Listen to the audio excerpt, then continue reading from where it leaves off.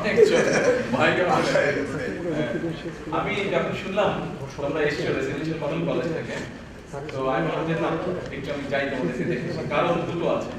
এক, আমি residential model কলেজের ছাত্র ছিলাম, আমি অবশ্যই ইন্টারমিডিয়েটে পড়তাম। আমার ছোট ভাই ও স্কুলে, আমরা দুই ভাই